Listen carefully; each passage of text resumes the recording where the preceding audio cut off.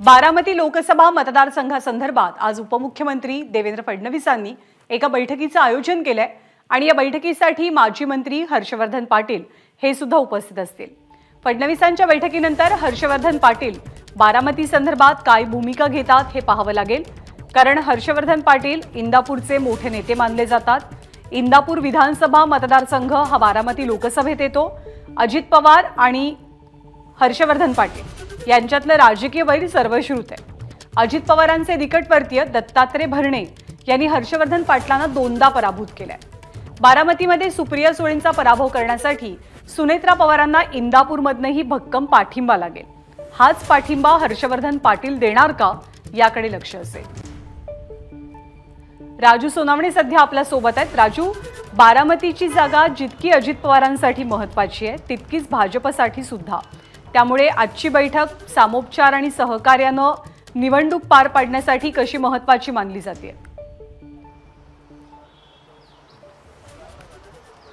ज्ञानदा, पाहतो आपण बारामती लोकसभा जी आहे ती अजित पवारांसाठी प्रतिष्ठेची आहे, कारण सुनेत्रा पवार जे आहे यांना कुठल्या परिस्थितीमध्ये निवडून आणायचं आहे आणि त्यासाठी अजित पवारांनी ज्या प्रकारे कंबर कसलेली आहे तशीच कंबर कसताना आपल्याला भाजप सुद्धा पाहायला मिळते, कारण महायुतीचे उमेदवार आहे आणि अजित पवारांना जे आहे तो उमेदवार निवडून आणावाच लागेल, कारण पक्षात फूट पडल्यानंतर जे आहे ती प्रतिष्ठा खऱ्या अर्थानं पणाला लागलेली आहे आणि त्यामुळे महायुती भाजपकडनं सुद्धा मोठ्या प्रमाणावरती जे आहे ते प्रयत्न केलेले आपल्याला पाहायला मिळतात। खरं तर सुनेत्रा पवार यांना निवडून आणण्यासाठी अजित पवारांचे प्रयत्न आहे, मात्र पवार कुटुंबामधून ज्या प्रकारे शरद पवारांना जो आहे पाठिंबा मिळतो त्यामुळे कुठेतरी सुनेत्रा पवार जे आहे यांची धाकधूक वाढलेली आहे आणि त्यासाठीच महायुतीकडनं वेगवेगळे पर्याय जे आहे ते सुचवले जातात। खरं तर आपल्याला माहीत आहे की हर्षवर्धन पाटील आणि पवार कुटुंब यांचं वैर जे आहे ते फार जुनं आहे, जवळपास तिसऱ्या पिढीचं हे वैर आहे, कारण अनेकदा हर्षवर्धन पाटील यांची राजकीय जे आहे ती कुठेतरी वाढ थांबवण्यामध्ये पवार कुटुंब पुढे आहे अशा प्रकारचा आरोप सातत्याने होताना पाहायला मिळतोय। अजित पवारांचे आहे ते हर्षवर्धन पाटलांचा पराभव करण्यासाठी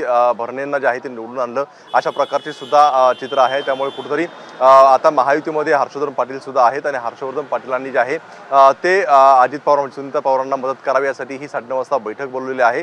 देवेंद्र फडणवीस स्वतः ही बैठक घेतात आणि त्यानंतर मदत करण्याचे जे आहे ते आव्हान केलं जाणार आहे। मात्र हर्षवर्धन पाटील यांची नेमकी काय भूमिका असणार आहे हे पाहावं लागणार आहे, कारण मागच्या 2 महिन्यापूर्वी सुद्धा महायुतीत असताना सुद्धा हर्षवर्धन पाटील यांच्या मुलीनं अजित पवारांवरती ते आहे गंभीर आरोप केलेले होते, त्यामुळे आता हर्षवर्धन पाटील यांची भूमिका बदललेली आहे का? कारण त्यांचं म्हणणं आहे लोकसभेला आम्ही मदत करतो मात्र विधानसभेला आल्यानंतर आम्हाला कुठल्या प्रकारची मदत केली जात नाही अशी भूमिका जी आहे ती हर्षवर्धन पाटलांची आपल्याला पाहायला मिळते। त्यामुळे साहजिकच आहे तेव्हा आता हर्षवर्धन पाटील यांची काय भूमिका आहे पाहणं महत्त्वाचं आहे, कारण एकीकडे शिवतारेंनी सुद्धा अजित पवारांना विरोध केला आहे, त्यामुळे हर्षवर्धन पाटलांची जी काय मदत आहे ती महायुतीसाठी महत्त्वाची असणार आहे। त्यामुळे 9:30 वाजता ही बैठक सुरू झाल्यानंतर हर्षवर्धन पाटील यांची नेमकी काय भूमिका आहे हे पाहणं महत्त्वाचं राहील।